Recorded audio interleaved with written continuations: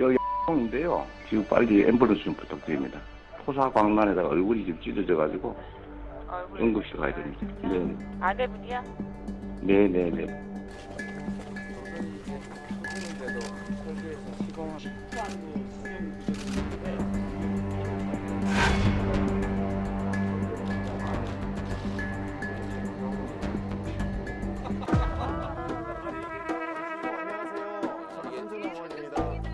눈을 딱 뜨는 순간에 우리 남편이요.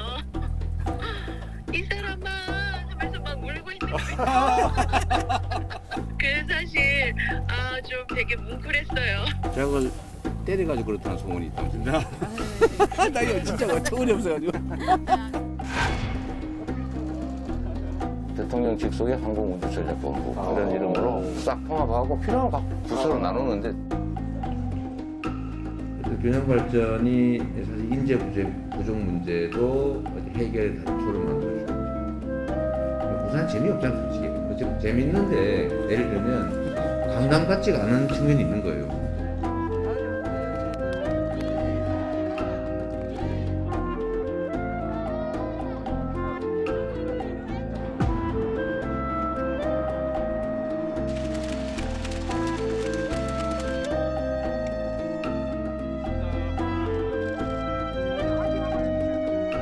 저도 아주 오늘 굉장히 기분이 좋습니다. 이 날씨 좋은 가을에 우리 좀 그동안 코로나로 찌들었던 우리 국민들과 함께 야구 경기를 보게 돼서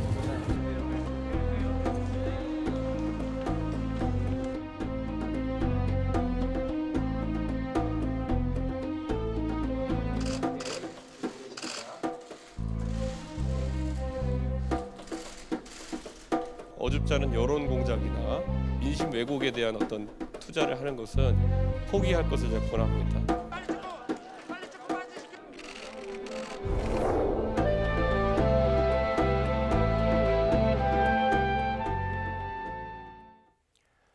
네, 주말에도 여야 대선 후보들 눈코 뜰 새 없이 바쁜 시간을 보냈습니다. 이번 주도 여야의 치열한 주도권 잡기 경쟁이 시작됐는데 여야 각 캠프의 상황은 어떤지 남영희 민주당 선대위 대변인 이두아 전 윤석열 캠프 공보특보와 이야기 나눠보겠습니다. 안녕하세요. 안녕하세요. 네, 안녕하세요. 본격적인 대답 나누기 전에 덕담으로 시작을 하죠. 일단 윤석열 캠프 그러니까 국민의힘 선대위는 아직 꾸려지지 않았으니까 나중에 인사드리고 남영희 대변님은 승진이라고 해야 되나요? 축하드립니다. 감사합니다. 네. 축하드립니다. 네. 선대위 정식 대변인이 되셨으니까 축하드린다는 말씀을 드리고요. 먼저 오늘 나온 여론조사 결과부터 살펴볼게요. 일단 그래픽 띄워주시겠습니까? 네. 지금 윤석열 후보는 45.6%, 이재명 후보는 32.4%를 기록을 했습니다. 이거 다자 대결일 때이고요. 양자 대결 그래픽도 있습니다. 좀 띄워주십시오.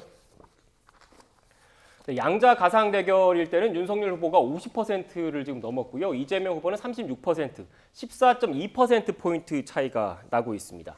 차기 대선 당선 가능성과 관련된 그래픽도 있는데요. 네, 당선 가능성 윤석열 국민의힘 후보가 48.7%, 이재명 후보는 39.4%로 기록을 했습니다. 물론 여러 여론조사 기관마다 수치 차이는 조금 있지만 지금 한국사회여론연구소 여론조사 결과는 지금 이렇게 나왔고요. 지금 국민의힘 후보로 윤석열 후보가 확정된 지 일주일 정도 지났지 않습니까? 지금 일주일 정도가 지난 상태에서도 이런 결과가 나왔다는 것 어떻게 보고 계십니까?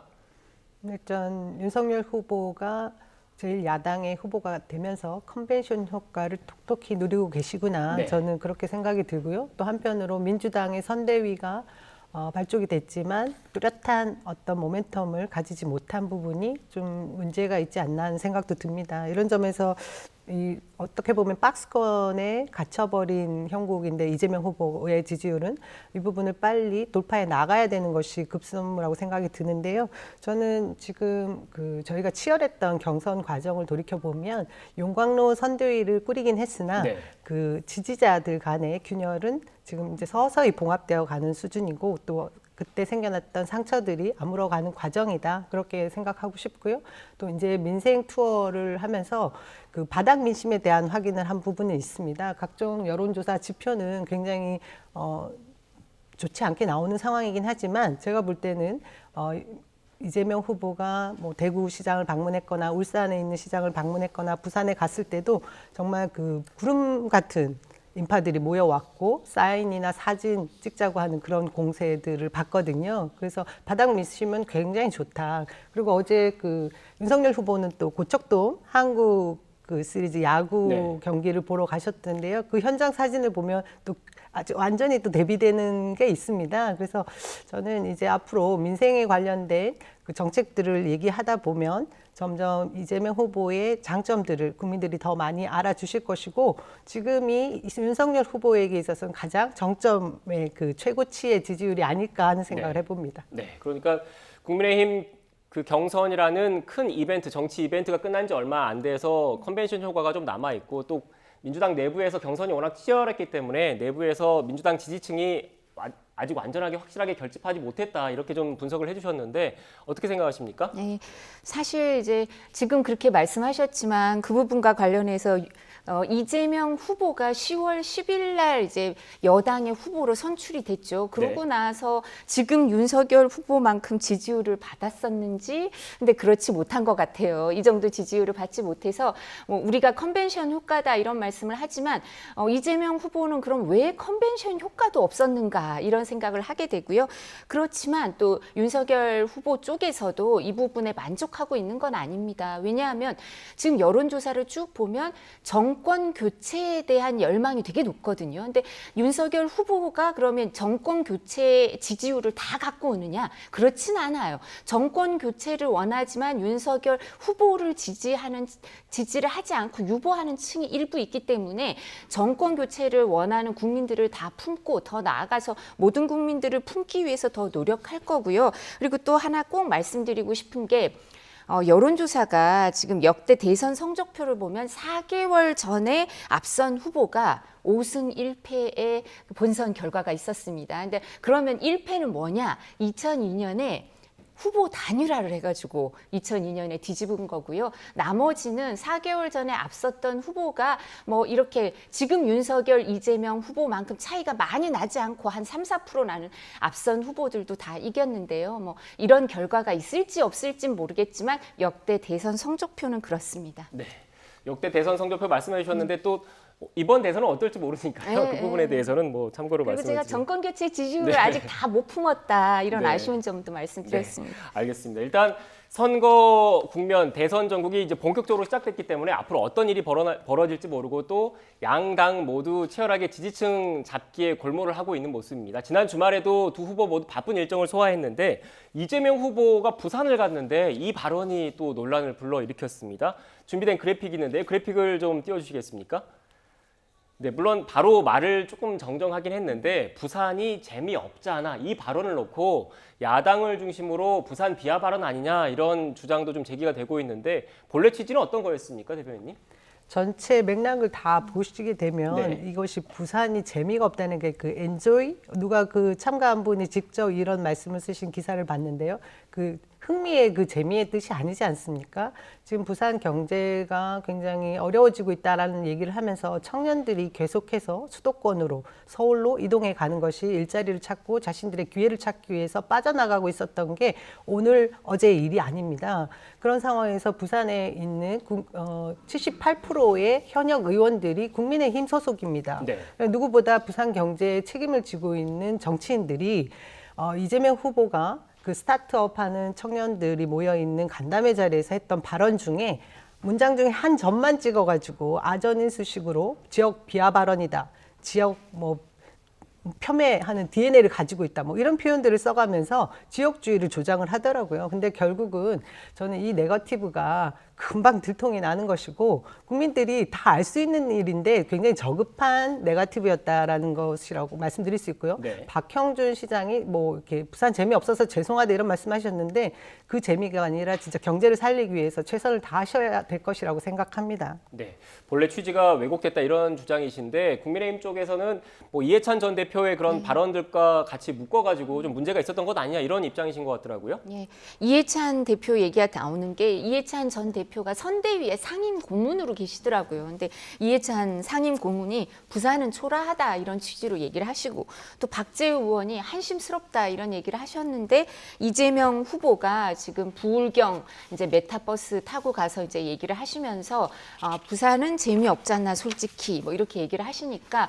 지금 말씀하신 것처럼 그런 취지셨겠죠. 뭐 그렇게 부산이 이렇게 여러 가지 어려움이 있다 안타깝다 이런 얘기를 하시고 싶었을 것 같은데 표현을 잘못하신 것 같은데 그 다음에 또 정정을 하시면서 강남만큼 또 재미있잖아 근데 강남만큼은 아니고 뭐 이렇게 얘기를 또 해명을 하시니까 논란을 후보가 증폭시킨 면이 있으신 것 같아요. 그래서 이런 부분 얘기가 계속 나올 수밖에 없는 것 같고요.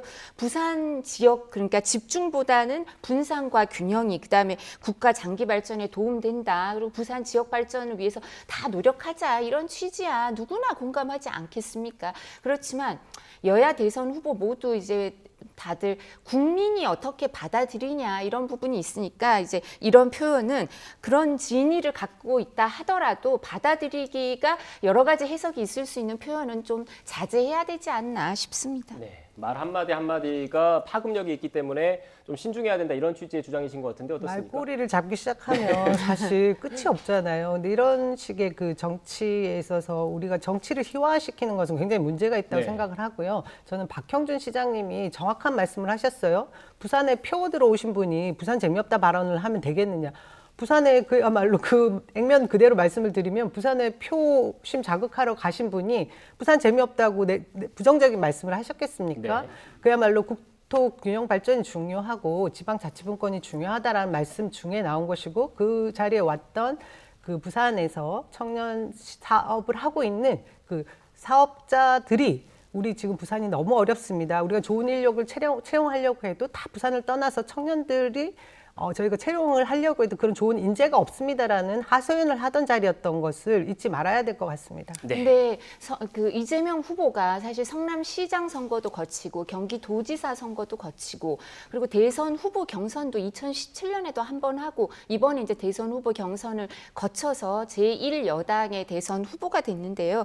정치 경력이 항상 주장하시잖아요. 짧은 사람이 아니다. 정치 경력이 오래됐고 선거도 많이 치러본 분이다라고 하는데 부산 재미없잖아 솔직히 이렇게 얘기를 하신 건 사실이거든요. 근데 그러면 이런 부분에 말씀을 좀 조심하셔야 되죠. 부산 재미없잖아 이 표현은 뭐 우리한테도 누구 재미없잖아 어느 지역 재미없잖아 이렇게 말을 하면 그 좋게 들리는 사람이 누가 있겠습니까? 그래서 선거 경력도 많고 정치 경력도 많은 분이 말씀을 조심하셔야죠. 네. 관련해서 뭐 이렇게 양측의 입장이 좀 첨예한데 이 부분은 좀 이 정도로 좀 정리를 하고 다음 얘기도 좀 해보겠습니다. 지금 계속 메타버스 그러니까 매주 타는 버스를 타고 순회 일정을 하고 있지 않습니까? 캠핑도 했던데 이재명 후보가 이 캠핑장에서 그 부인 김혜경 씨 낙상 사고와 관련해서 뭐 직접 김혜경 씨와 부인과 통화를 했다고 합니다. 통화했던 내용이 좀 그래픽이 준비가 돼 있는데 그래픽을 준비되는 다시 한번 좀 띄워주시겠습니까? 네, 이건 지금 통화 내용입니다. 부인 김혜경 씨의 통화 내용인데 부인 김혜경 씨가 잠시 기절했었는데 눈 뜨는 순간 우리 남편이 이 사람아 하고 울고 있더라. 되게 뭉클했다. 이런 내용이 담겨 있었습니다. 관련해서 지금 뭐 직접 캠핑장에서 이런 얘기까지 한 거잖아요. 어떻게 보셨습니까? 어떤 취지라고 봐야 될까요? 얼마 전에 김혜경 여사가 네. 낙상 사고를 입었지 않습니까? 그 전날 제가 듣기로 구토 증세도 있고 굉장히 좋지 않은 컨디션이었다고 하는 것이 그동안 뭐 여러 가지 일정들을 소화하면서 무리를 했던 부분이 있었던 것 같습니다. 그러면서 밤 1시경에 뭐 욕실에서 넘어져서 이렇게 열상이라고 하죠. 찢어졌던 부분이 있는데 그것이 소문이 나면서 가짜 허위 뉴스가 굉장히 좀 포악스럽고 네. 예, 아주 그 악의적인 그 뉴스들이 일제히 뭐 카톡이나 뭐 이런 SNS 메신저를 통해서 엄청나게 유포된 과정들을 저희가 다 접수를 받았습니다. 이런 부분에 대해서 사실을 정확하게 알리기 위한 그런 내용도 있었고요. 또 그 과정에 있어서 저기는 이제 부드럽게 그 당시 상황들을 뭐 연결하기도 했고 실제로 다치지 않으셨으면 사고가 있지 않았으면 저 캠핑장에 함께 같이 가시려고 했던 일정이었거든요. 네. 근데 못 오신 순간이었고 해서 전화 연결을 한 것 같습니다. 근데 이 당시 상황을 두고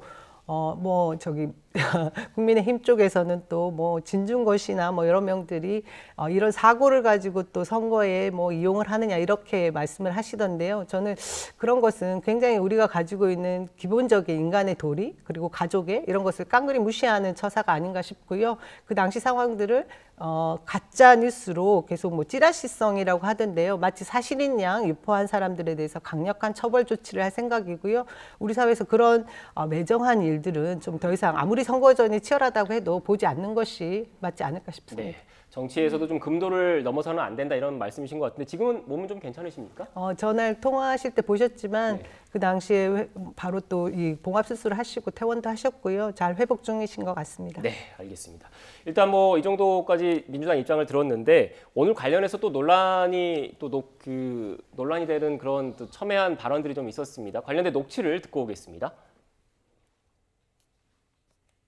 제가 듣기로는 국힘 캠프에서 윤석열 캠프에서 네.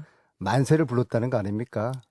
선거가 끝났다. 캠프 측의 희망과 또 가짜뉴스를 생성하는 조직적인 세력들 간의 그러한 관계가 무관치는 않았을 것이다. 되새겨 봐야 될 부분은 바로 인간 품성이나 됨됨이 문제입니다.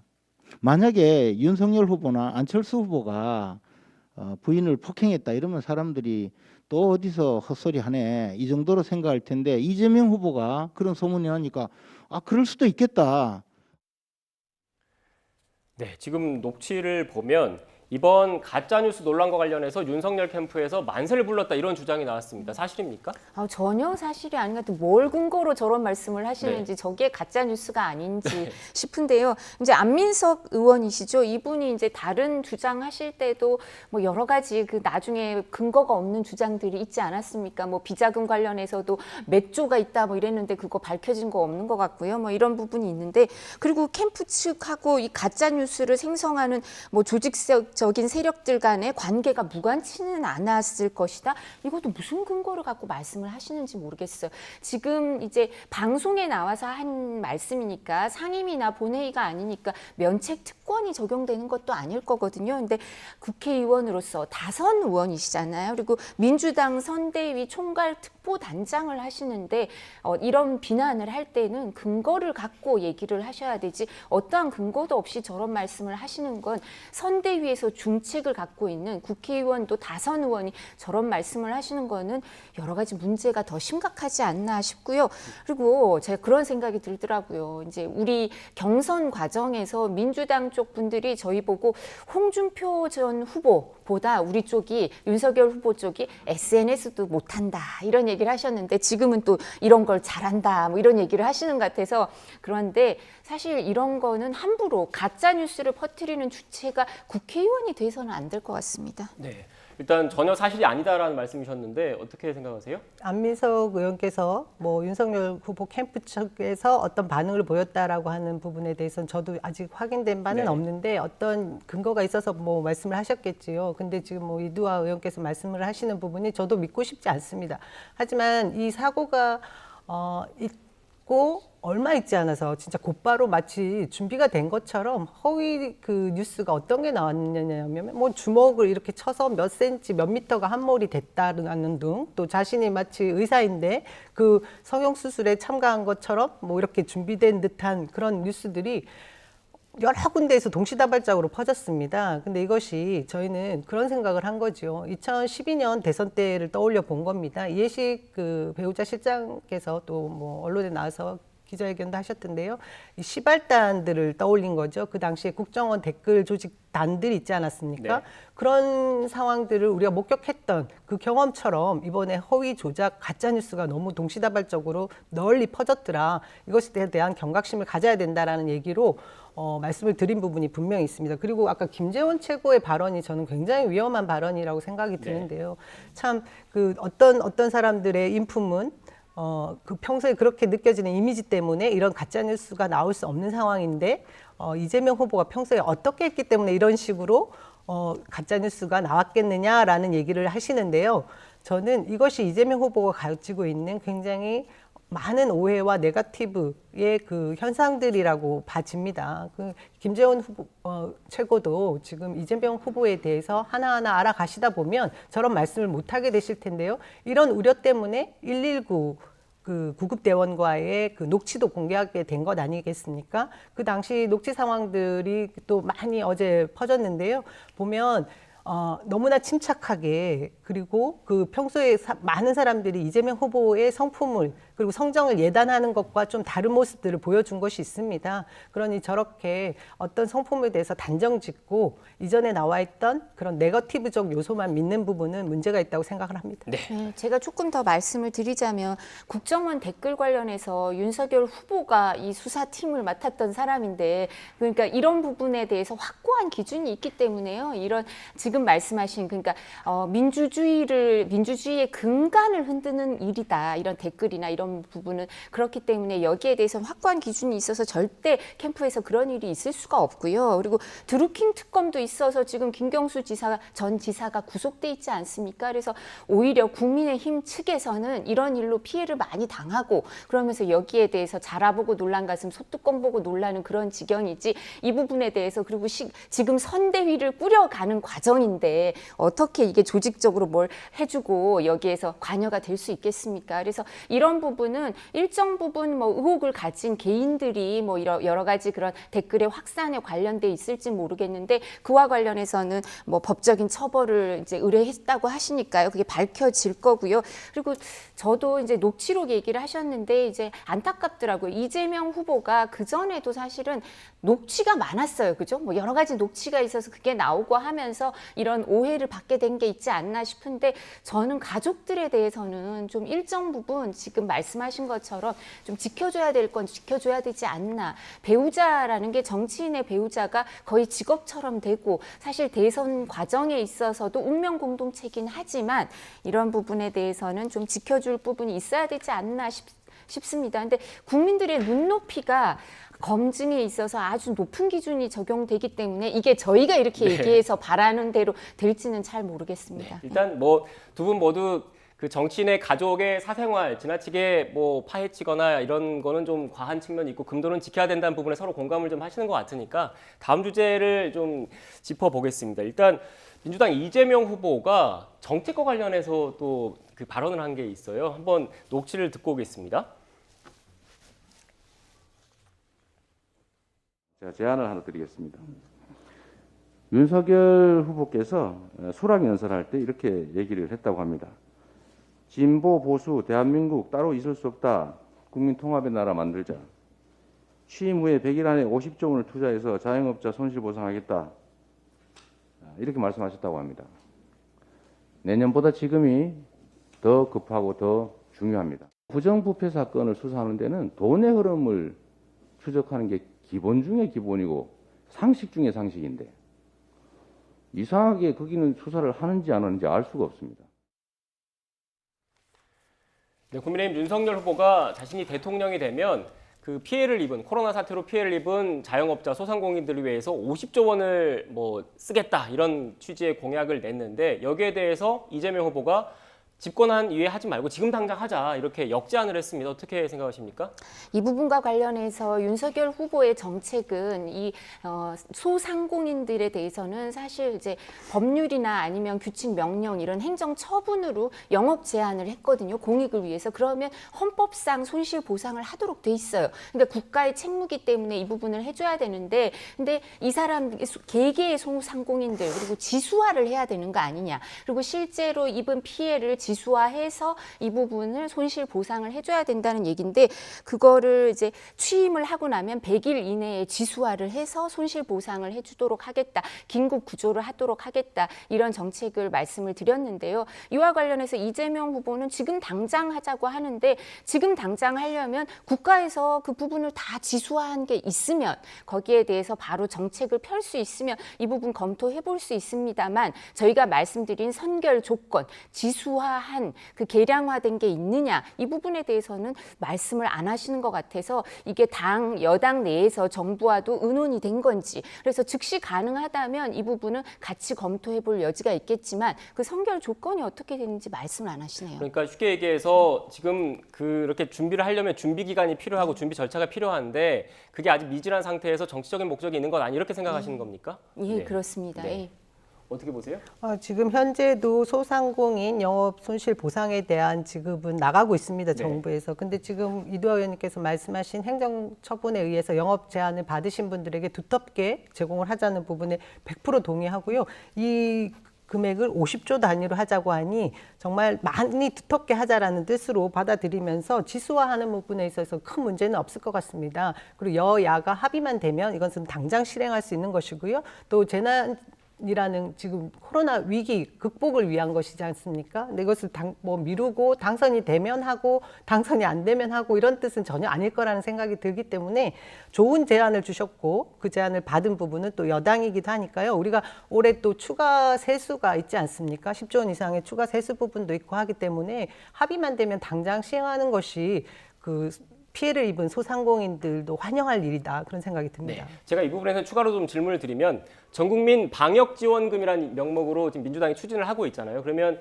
방역지원금은 일단 뒤로 미뤄두고 이 50조 원 소상공인 자영업자에 대한 지원에 대해서 여야가 합의가 된다면 그 부분을 집중적으로 하겠다 이런 말씀이신 건가요? 당연하죠. 할 수 있는 부분은 최대한 실행하는 것이 맞고요. 무엇보다 방역지원금이든 전국민 재난지원금이든 영업 손실 보상금도 그렇고 야당에서 재정 확장에 대한 문제를 제기하면서 반대를 해온 입장 아니겠습니까?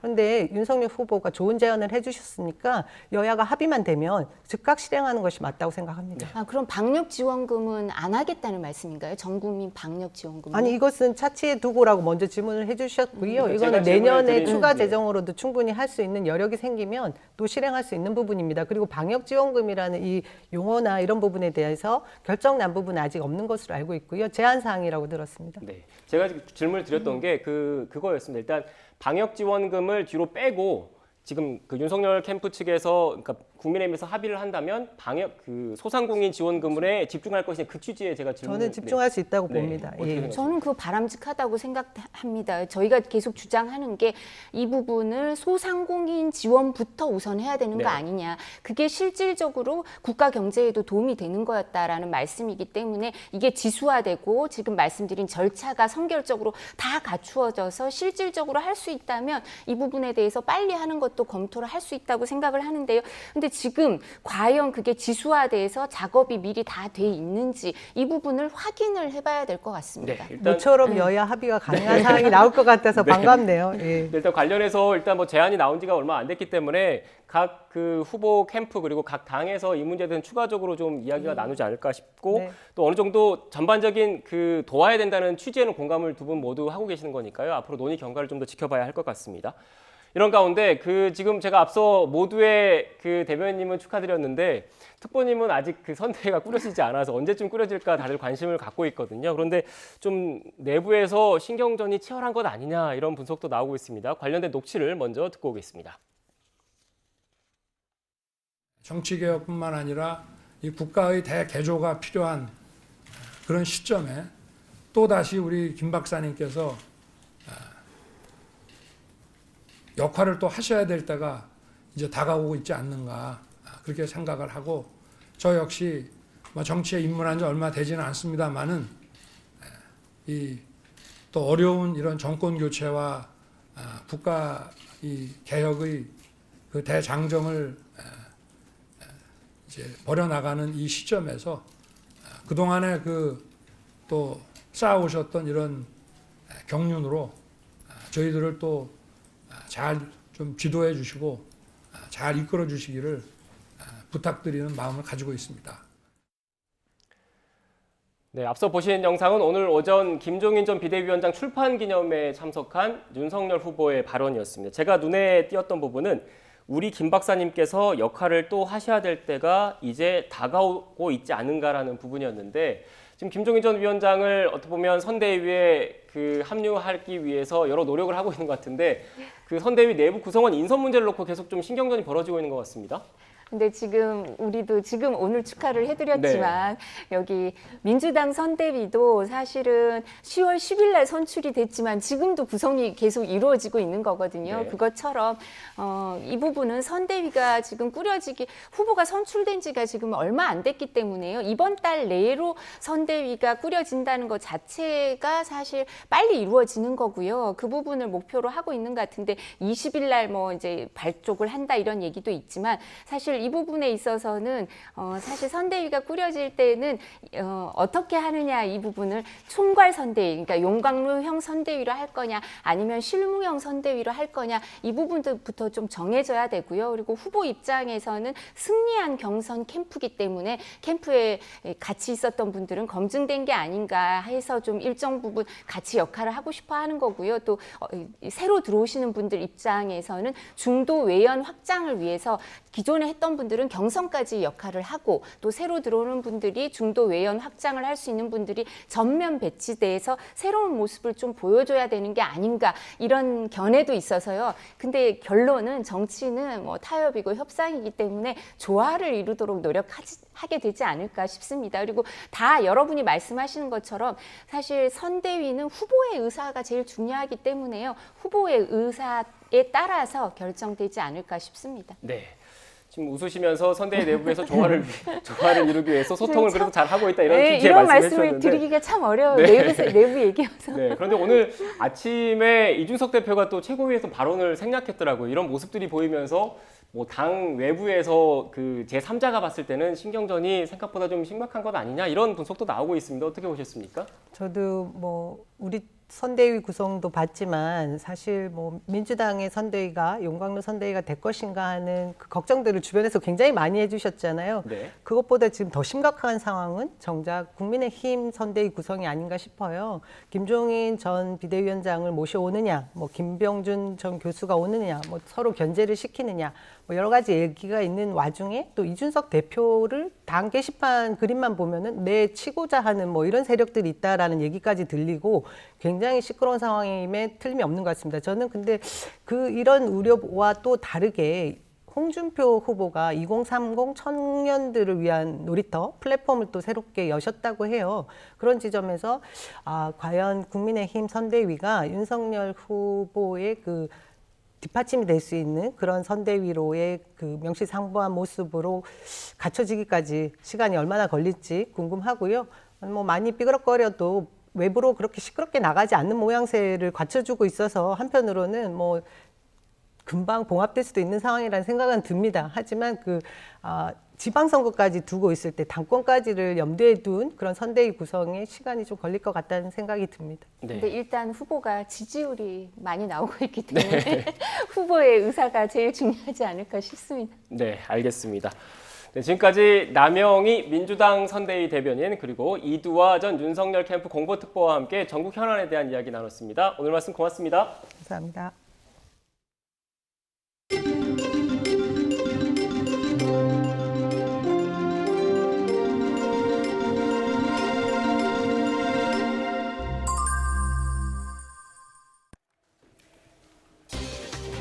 수도권을 중심으로 코로나19 확산세가 꺾이지 않으면서 이 지역 중환자 병상 4개 중 3개 이상은 이미 사용 중인 것으로 나타났습니다. 정부가 단계적 일상회복 시행을 중단하는 예시로 내놓은 기준을 넘어선 건데 내일 이와 관련한 세부 지침이 발표됩니다. 국내 인플루엔자 독감 의심 환자가 2주 만에 2배로 증가했습니다. 방역당국은 이번 겨울 코로나19와 독감이 함께 유행하는 트윈데믹이 현실화하는 것 아닌지 긴장하고 있습니다. 1차 민생 탐방을 마친 이재명 민주당 후보가 e스포츠를 고리로 지지율 취약층인 2030 세대 공략을 이어갔습니다. 국민의힘은 선대위 구성 갈등이 표면화한 가운데 총괄선거대책위원장으로 유력한 김종인 전 위원장과 윤석열 후보가 공식 행사에서 만난 만큼 인선 논의가 본격화할지 관심입니다. 요소수 대란에 정부가 거점 주유소를 중심으로 공급을 서두르고 있지만 현장에선 아직 혼선이 계속되는 모습입니다. 화물차 운전자들은 여기에 더해 유류세 인하 혜택도 제대로 보지 못한다며 불만을 쏟아내고 있습니다. 지난 11일 NC소프트 주가가 상한가를 기록하는 과정에서 한 개인 투자자가 주식 50만 주를 순매수한 것과 관련해 한국거래소가 시세 조종 행위가 있었는지 조사에 착수했습니다. 추위가 물러나면서 미세먼지가 말썽입니다. 대기 정체로 수도권과 충청, 경북 등 곳곳에서 초미세먼지가 나쁨 수준을 보이고 있습니다. 코로나19 신규 확진자가 2,006명으로 엿새째 2,000명대를 기록했습니다. 검사 건수가 적은 주말 영향에도 확산세가 이어지면서 일요일 발생 기준으로 7주 만에 2,000명대 환자가 나온 겁니다. 지역 발생은 1,986명으로 수도권에서만 1,554명이 확진돼 국내 환자의 78.2%를 차지했습니다. 비수도권 비중은 21.8%로 부산과 충남, 대구 등에 환자가 집중됐습니다. 위중증 환자는 12명이 줄어서 현재 471명입니다. 열흘째 400명대 규모를 이어가면서 환자가 많은 수도권의 병상 부족 우려가 커지고 있습니다. 숨진 환자는 12명이나 늘어 국내 사망 누적은 3,115명에 달합니다. 피해 최소화를 위한 백신 접종은 1차 접종률은 81.7%입니다. 접종 완료율은 78.1%로 집계됐습니다. 코로나19 확산세가 계속되면서 중증 환자와 사망자가 증가하고 있습니다. 병상도 빠르게 차면서 의료 여력 부족도 우려되는 상황입니다. 권덕철 중앙재난안전대책본부 1차장의 발언 들어보시겠습니다. 일상 회복을 시작한 지 불과 일주일이 지나면서 하루 평균 확진자 수가 2,000여 명을 넘어서고 있고 매일 400여 명대의 위중증 환자가 발생하고 있습니다. 특히 수도권의 감염병 전담 병상과 중환자 치료 병상이 아슬아슬한 상황입니다. 요양 및 정신병원과 시설은 병상 배정이 곤란해지고 있고 무엇보다도 1년 이상 사투를 벌여온 의료진과 방역 요원들이 한계 상황에 처한 것이 가장 우려되는 부분입니다. 수도권을 중심으로 코로나19 확산세가 좀처럼 꺾이지 않으면서 이 지역의 중환자 병상 4개 중 3개 이상은 이미 사용 중인 것으로 나타났습니다.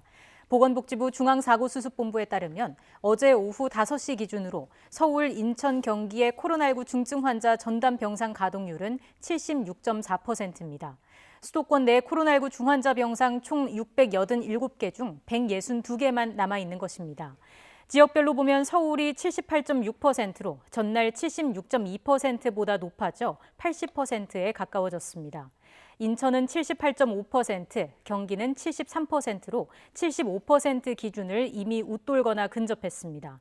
정부는 16일 비상계획 발동 기준 등 세부 지침을 발표할 예정입니다. 코로나19 백신 추가 접종이 오늘부터 50대까지 확대됩니다. 코로나19 예방접종 대응 추진단은 기본 접종을 완료한 지 6개월이 지난 50대 연령층은 오늘부터 위탁 의료기관에서 화이자 또는 모더나 백신으로 추가 접종을 받을 수 있다고 밝혔습니다. 18세에서 49세 기저질환자와 우선 접종 직업군도 오늘부터 추가 접종이 가능합니다. 국내 인플루엔자 독감 의심 환자가 2주 만에 2배로 증가했습니다.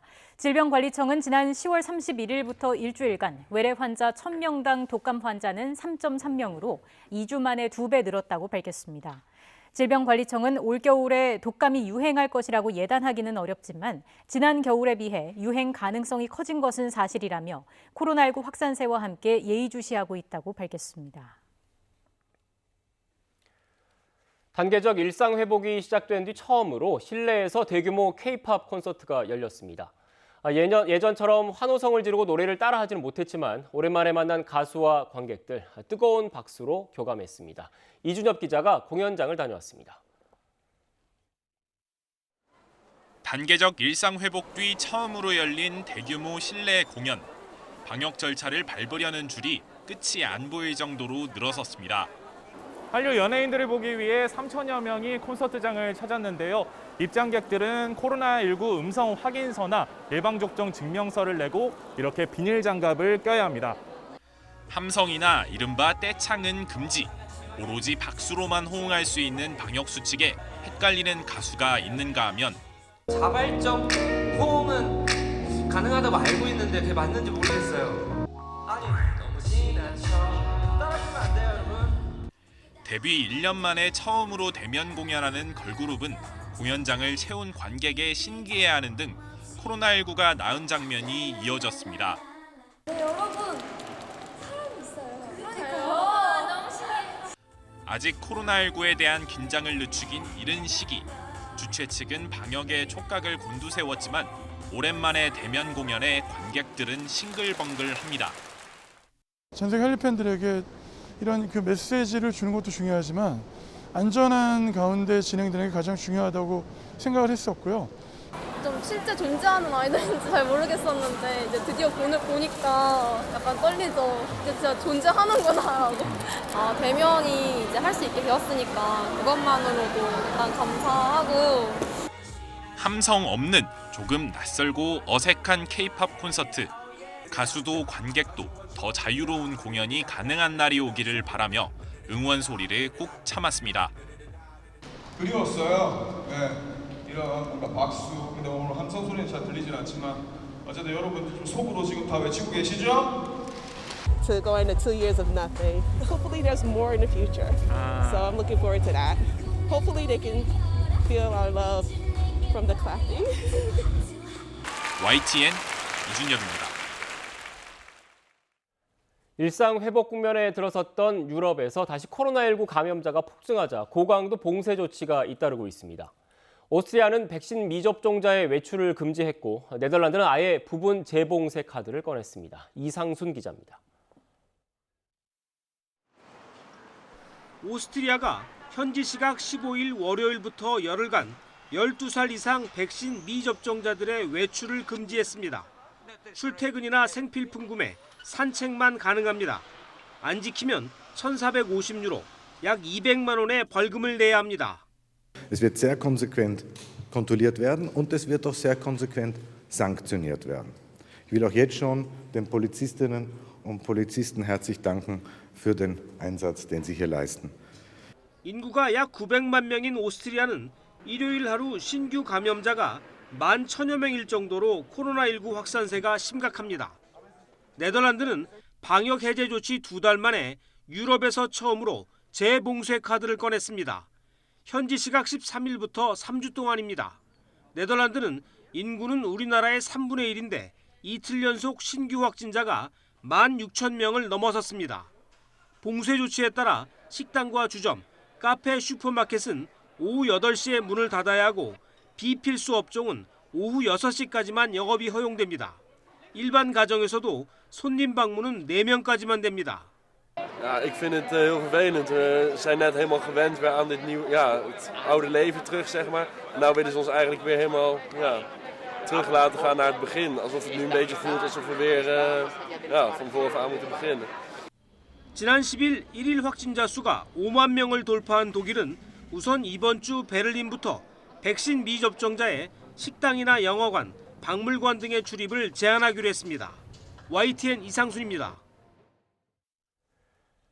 가수 김은국 씨가 백신 미접종 논란과 관련해서 지난달 백신 접종을 마쳤다고 해명했습니다. 김 씨는 해명 자료를 통해 지난달 백신을 맞았고 절대 백신 접종 반대자가 아니라고 밝혔습니다.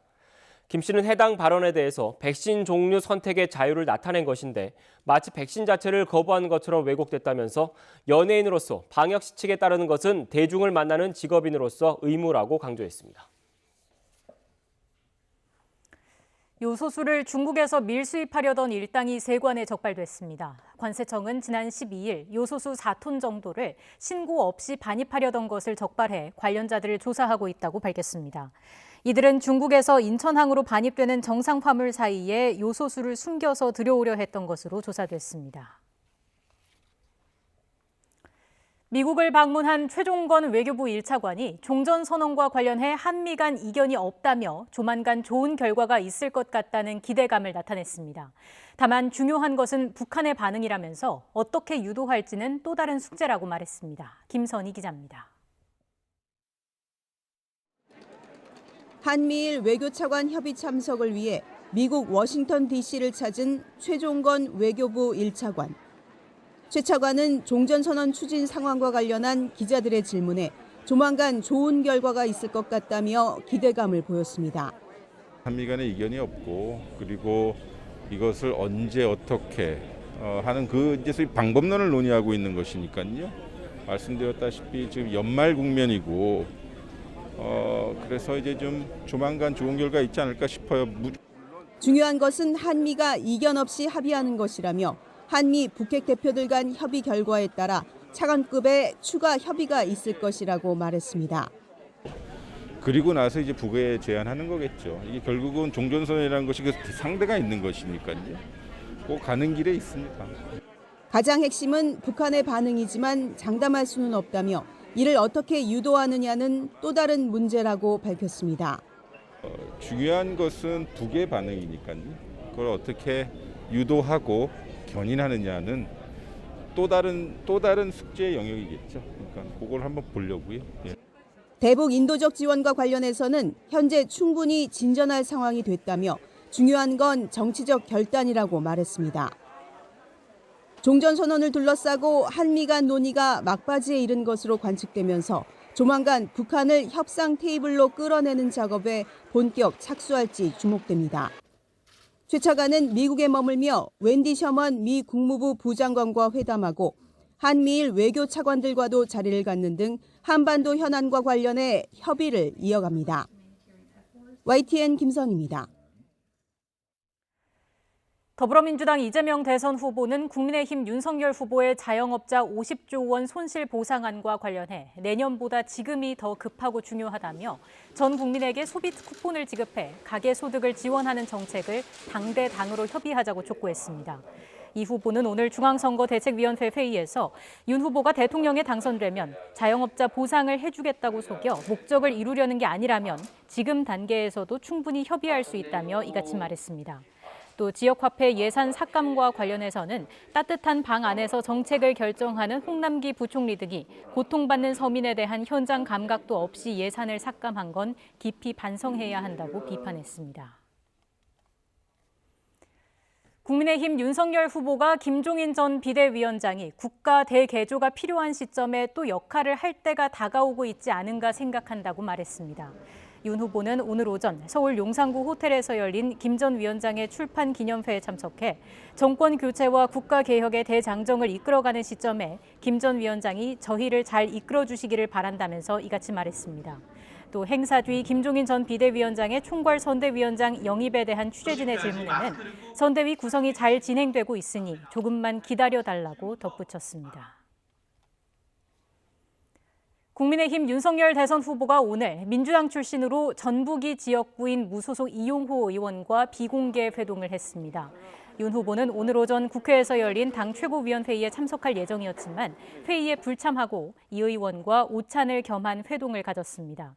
이 자리에서 윤 후보는 이 의원에게 정권 교체에 힘을 보태달라고 요청한 것으로 알려졌는데 중도 외연을 확장하려는 행보로 읽힙니다.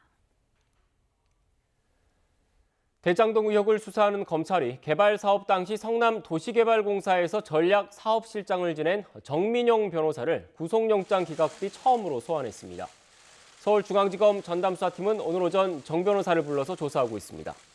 정 변호사는 앞서 남욱 변호사의 소개로 공사에 입사한 뒤 화천대유 세력과 공모해 대장동 개발 사업자 심사를 편파적으로 진행한 혐의 등으로 구속영장이 청구됐지만 지난 4일 도망가거나 증거를 없앨 우려가 없다는 이유로 법원에서 기각됐습니다.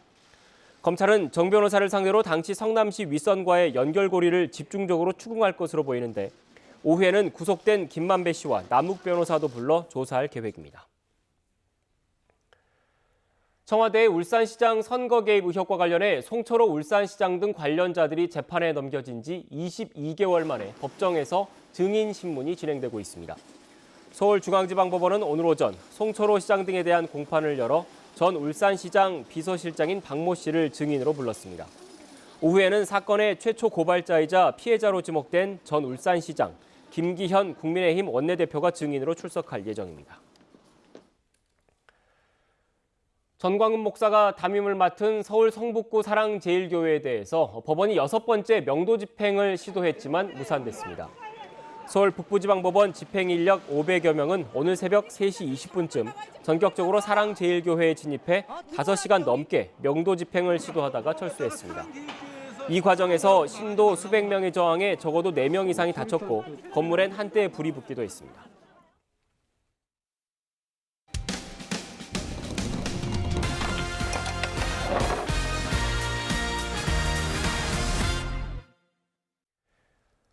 경기도와 서울을 오가는 광역버스 기사들이 장시간 운전을 하면서도 제대로 쉬지 못하고 있다는 제보가 들어왔습니다. 일부 기사는 회사를 근로기준법 위반으로 신고하기도 했는데 회사가 내놓은 대책은 사실상 꼼수에 불과했습니다. 홍민기 기자가 취재했습니다. 9711번 광역버스를 운행하는 버스기사 박상욱 씨. 경기도 고양시에서 서울 양재시민해수까지 왕복 100km에 달하는 노선을 매일 운행하느라 피로가 만만치 않습니다. 이 9711번 버스가 오가는 길은 수도권 내 장거리 노선 중에서도 가장 긴 것으로 알려져 있는데요. 과연 얼마나 긴지 제가 직접 버스에 타서 체험해 보겠습니다. 오후 2시 고양시 차고지를 출발한 버스는 2시간 만에 종점인 서울 양재시민해수역에 도착했습니다.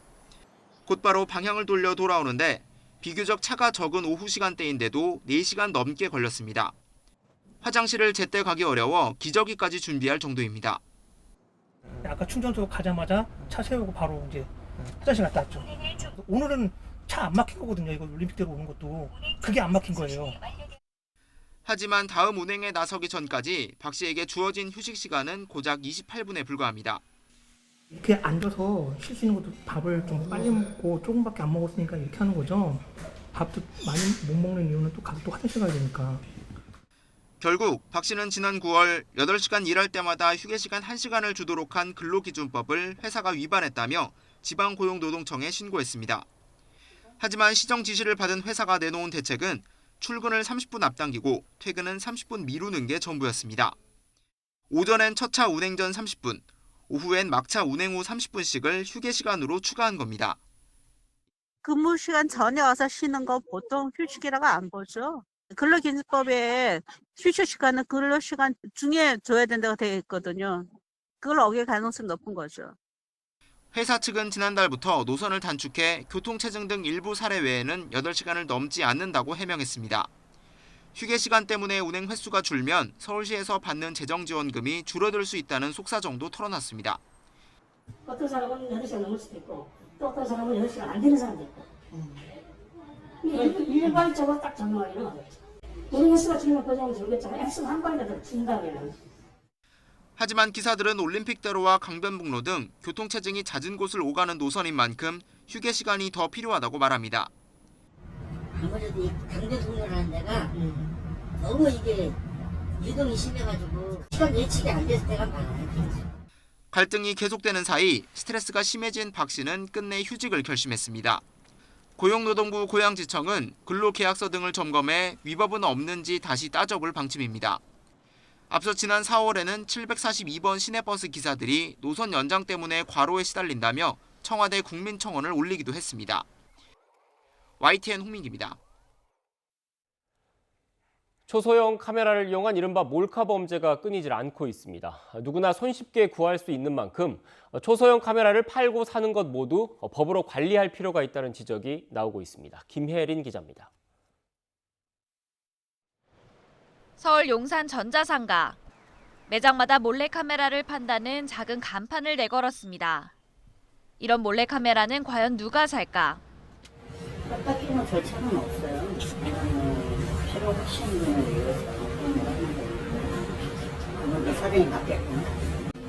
굳이 저희들도 뭐 그분들한테 세세하게 안 물어보죠. 몰래카메라 구입 의사를 직접 밝혔습니다. 별도의 절차는 당연히 없고 들키지 않고 찍는 방법까지 친절하게 안내합니다. 이게 초소형 카메라거든요. 이런 거로 해갖고 여기만 노출시켜야지. 이 응용을 해야지 어떻게든. 다른 매장에선 인터넷 구입도 유도합니다. 차키, 화재 경보기, 액자 등 여러 형태의 초소형 카메라를 살 수 있는 사이트입니다. 로그인 없이 클릭 몇 번이면 손쉽게 결제창까지 넘어갑니다. 직접 구매한 초소형 카메라입니다. 온라인이든 오프라인이든 누구나 쉽게 접근할 수 있도록 유통되고 있습니다. 최근 경기도 안양 초등학교 교장이 여교사 화장실에 몰래카메라를 설치하거나 강원도 춘천의 한 모텔 주인이 객실 이용객들을 불법 촬영하기도 했습니다. 이렇다 보니 초소형 카메라 판매를 제한하자는 청와대 국민청원 동의가 23만 명을 넘어섰습니다. 그 성범죄 전체 통계에서 이 불법 촬영 관련된 부분이 점점 늘어나고 있는 게 지난 3년간에 도드라지게 드러나고 있는 성격이고, 그러니까 언제 어디서든 그런 식의 범죄 피해의 대상이 될 수 있다는 게 관련 규제가 허술하기 때문입니다.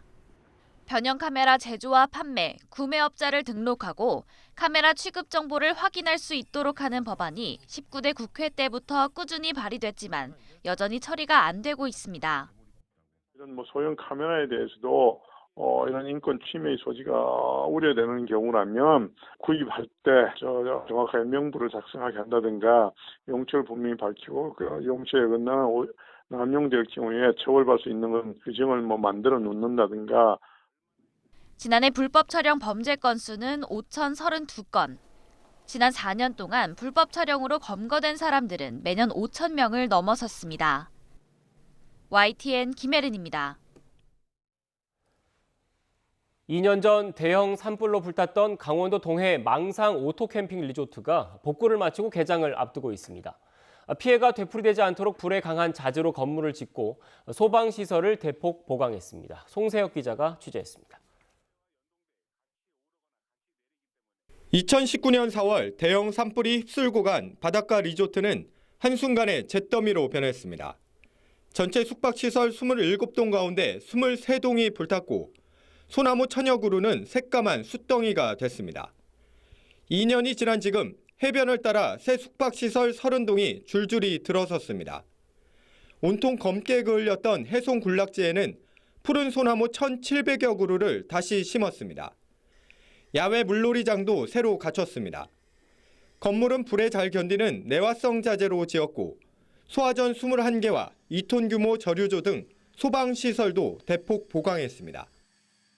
대형 저류조를 설치했고 건물의 모든 구조들을 내화성 자재를 사용을 했습니다. 또 야외에 보면 5개 소화전들을 대폭 확충을 해서 동해시는 국비와 지방비를 합쳐 340억 원을 들여 1년 동안 복구 공사를 벌였습니다. 공사는 이달 초에 마무리했고 시범 운영을 거쳐 다음 달 중순쯤 리조트를 다시 열 예정입니다. 2년 전에 산불 났을 때는 참 마음이 많이 아팠습니다. 그리고 이번에 새로 재정비해갖고 아마 숙박객도 많이 늘어나고 상권에도 많은 도움이 될 것 같습니다. 망상 오토캠핑 리조트는 2002년 국내 첫 자동차 전용 캠핑장으로 문을 연 이후 한 해 18만 명이 찾던 동해안 대표 관광시설이었습니다. 화마의 상처를 딛고 새롭게 단장한 모습으로 옛 명성을 되찾을 수 있을지 주목됩니다. YTN 송세혁입니다. 한 개인 투자자가 지난 11일 NC소프트 주식 50만 주를 순매수한 것과 관련해 한국거래소가 시세 조종 행위가 있었는지 확인 절차에 착수했습니다. 한국거래소 시장감시위원회는 NC소프트에 대해 심층 조사를 시작했습니다. 앞서 지난 11일 대체 불가 토큰 NFT 사업 진출을 선언한 NC소프트 주가는 60만 5천 원에서 종가 78만 6천 원까지 30% 올랐습니다.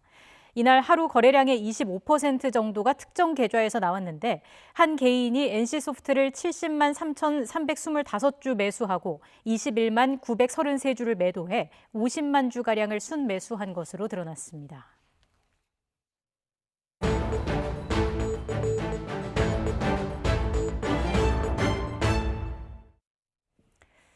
요소수 대란에 정부는 전국 거점 주유소 100곳을 중심으로 공급을 서두르고 있지만 현장에서는 아직 혼선이 계속되는 모습입니다. 이런 가운데 운송업계에선 유류세 인하에 따라 유가 보조금도 함께 내려서 혜택을 못 보고 있다며 요소수의 기름값까지 부담이 너무 크다는 목소리가 나오고 있습니다. 취재기자 연결합니다. 권남기 기자. 네, 경제부입니다. 네, 먼저 요소수 거점 주유소부터 살펴보죠. 전국 주유소 100곳에 먼저 요소수 180만 리터를 공급하겠다는 건데 정부의 계획 자세히 설명해 주실까요?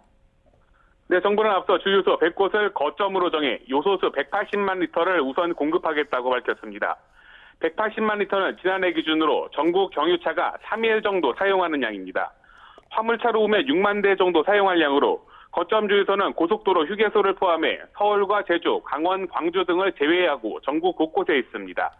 다만 180만 리터를 한꺼번에 공급하는 건 아니고 공장에서 요소수를 생산하는 대로 나눠주겠다는 것으로 일단 어제까지는 거점 주유소 71곳에 14만 리터 정도가 공급됐습니다.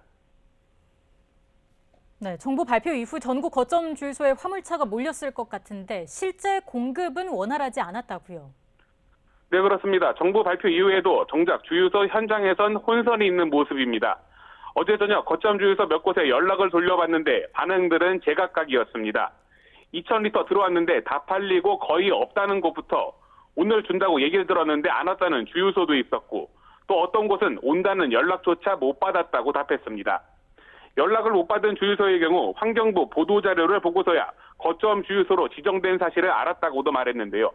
여기에 더해 운전자 입장에선 어느 주유소에 요소수 재고가 얼마나 있는지 정확히 알지 못하니 더욱더 답답할 수밖에 없습니다.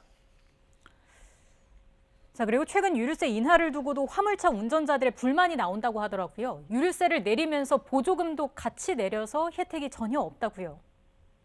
네, 정부는 유류세를 내리면서 화물차나 버스, 택시 중에 주던 유가 보조금도 함께 내렸습니다. 업계에선 유류세 인하에도 보조금도 그만큼 깎으니 이익은커녕 오히려 손해라는 반응이 나오는데요. 화물연대 박기란 정책국장 이야기 들어보시죠. 기름값은 유류세 인하만큼 떨어지지 않았는데 유가 보조금은 먼저 떨어지는 방식으로 현장에서 작용하기 때문에 그 시차만큼 손해를 보게 되고요. 사실 올해 기름값이 계속 인상이 되고 요소수 파동까지 생기면서 현재 화물 노동자들의 그런 부담이 굉장히 증가한 상태입니다. 네, 이런 지적에도 국토교통부는 애초 유가 보조금 제도가 현재 유류세와 연동돼 같이 오르거나 같이 내리기 때문에 어쩔 수 없다는 입장입니다. 다만 요소수 대란에 기름값 상승까지 겹치며 운수업 종사자들의 고통이 커지는 만큼 운송비 현실화가 필요하다는 지적이 나옵니다. 자, 이런 가운데 정부는 2년 전에 있었던 일본의 반도체 분야 수출 규제에 맞서서 소재, 부품, 장비의 산업 경쟁력을 강화했다면서 최근 백서를 발간했습니다. 요소수 대란으로 아직 우리 산업 공급망이 좀 허약하다, 이런 사실을 다시 한번 알게 된 거죠. 네, 그렇습니다. 지난 2019년에 있었던 일본의 반도체 관련 수출 제한 조치를 기억하실 텐데요. 이후 관련 품목의 일본 의존도를 낮추며 정부는 일본의 수출 규제가 오히려 백신이 됐다는 한껏 고무된 반응을 내놓기도 했습니다. 하지만 최근에 요소수 사태로 여전히 허약한 산업계 공급 구조가 여실히 드러났습니다. 여기에다 이번에 문제가 된 요소는 물론 반도체와 철강, 2차 전지 등을 만드는 데 쓰이는 필수 소재 대부분도 중국의 수입을 의존하고 있는데요.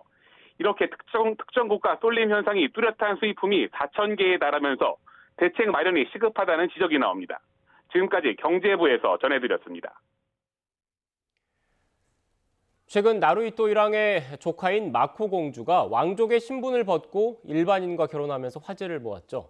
왕족이 왕실을 떠날 때 받는 품위 유지비도 포기한 뒤 뉴욕에서 신혼생활을 시작했는데 평민이 된 공주의 앞날에 관심이 쏠리고 있습니다. 조수현 기자입니다. 마코 전 공주는 지난달 26일 일반인인 자신의 대학 동기와 결혼하면서 평민으로 신분이 바뀌었습니다. 결혼식은 남편 모친의 금전 문제를 둘러싼 논란으로 계속 미뤄지다 결국 혼인신고만 하는 것으로 성사됐습니다. Kさんはかけがえのない存在です。結婚は自分たちの心を大切に守りながら生きていくために必要な選択でした。 기자회견 당시 마코 전 공주는 마음 편하게 지낼 수 있는 환경에서 따뜻한 가정을 이뤄나가고 싶다며 해외 생활을 예고했습니다. 그리고 3주 만에 남편과 함께 신혼집을 마련해 놓은 미국 뉴욕으로 출국했습니다. 도쿄 하네다 공항 현장에는 100여 명의 취재진이 몰려들었고 환속 나온 시민들도 있었습니다. 마코 전 공주는 탑승구로 가면서 간간히 고개를 숙여 인사하는 모습을 보였습니다. 마코 전 공주는 비판 여론을 의식해 왕실에서 이탈할 때 받을 수 있는 15억 원가량의 풍위 유지비도 포기했습니다. 결혼으로 일본 왕실을 벗어난 공주가 해외에 거주하는 것은 이례적입니다. 남편 고무로 씨는 최근 뉴욕주 변호사 시험을 통과하지 못해 내년 2월 시험을 다시 볼 예정이고 일본 언론들에 따르면 마코 전 공주는 맞벌이도 고려 중인 것으로 알려졌습니다. YTN 조수연입니다. 코로나19 사태로 지난해 취소됐던 울산의 큰 줄다리기 마두희 축제가 오는 19일 열립니다. 위드 코로나 사정에 맞춰서 행사를 축소했지만 한 달 정도 걸려서 만든 큰 줄은 볼 수 있다고 합니다. 김인철 기자입니다. 주민들이 모여 거대한 줄을 만들고 있습니다. 울산과 인근 경남 지역에서 구한 볏짚으로 만드는 큰 줄은 제작 기간이 한 달 정도 걸립니다.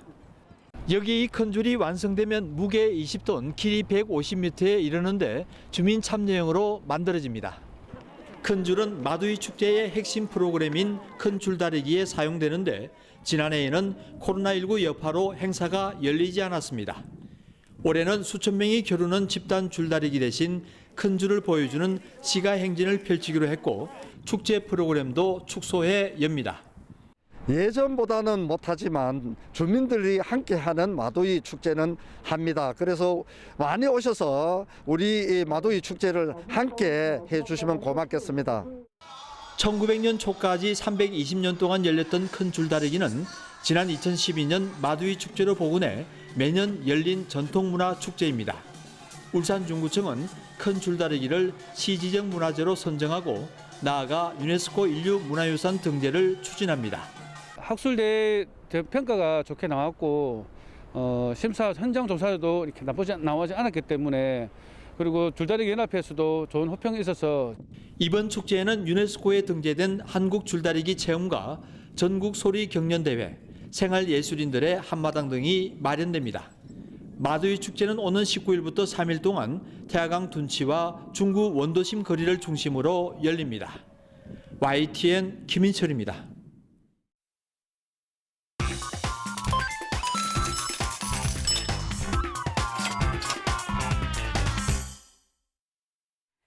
오늘의 경제지표입니다. 먼저 국내 증시부터 보시겠습니다. 장 초반 외국인과 기관의 매수세에 힘입어 상승한 코스피 3,000선 회복까지 노리고 있습니다. 지난주 미국 증시 3대 지수 모두 강세로 마감한 것에 영향을 받는 모습입니다. 코스닥 지수도 개인의 매수가 눈에 띄는 가운데 상승률이 1%를 크게 웃돌면서 이 시각 현재 1,020선에서 거래가 되고 있습니다. 이어서 이 시각 환율 상황 보시겠습니다. 자, 먼저 원달러 환율 1,180원을 전후로 해서 매우 제한적인 움직임 보이고 있습니다. 인플레이션으로 자산 매입 축소와 금리 인상이 앞당겨질수록 상승 압력을 받을 것으로 보이는데요. 다만 뉴욕 증시가 강세를 보이며 위험 선호 심리가 이어지고 있다는 점이 하방 요인으로 꼽히고 있습니다. 위안원 직거래 환율은 1위안당 185원 선 기록하고 있습니다. 지금까지 오늘의 경제지표였습니다. 오늘도 완연한 늦가을 날씨가 이어지겠습니다. 낮 동안 따스한 가을볕이 내리쬐면서 기온도 제법 오르겠는데요. 오늘 서울의 한낮 기온은 15도로 예년보다 온화한 날씨를 보이겠습니다. 하지만 여전히 일교차가 10도 이상으로 크게 벌어지고 있는 만큼 환절기 옷차림에는 각별히 주의하셔야겠습니다. 이렇게 추위가 물러나자마자 곧바로 미세먼지가 말썽입니다. 대기가 정체되면서 현재 충청과 전북의 초미세먼지 농도가 나쁨 수준까지 올라 있는데요. 이 지역에 계신 분들은 미세먼지용 마스크를 꼭 착용해 주시는 게 좋겠습니다. 오늘 먼지만 아니라면 하늘 자체는 맑겠고요. 낮 기온도 서울이 15도, 광주와 대구 17도, 부산은 19도까지 올라서 온화하겠습니다. 이번 한 주간 전국이 대체로 맑겠고 예년 기온을 크게 웃돌면서 수능 추위도 없을 것으로 전망되고 있습니다. 동해안 지역에는 닷새째 건조특보가 이어지고 있습니다. 크고 작은 화재 사고가 연이어 발생하고 있는 만큼 불씨 관리도 철저히 해주셔야겠습니다. 지금까지 서울 상암동에서 YTN 신미림입니다. 뉴스 앤 이슈 마치겠습니다. 잠시 뒤 더 뉴스가 방송됩니다. 시청해주신 여러분 고맙습니다.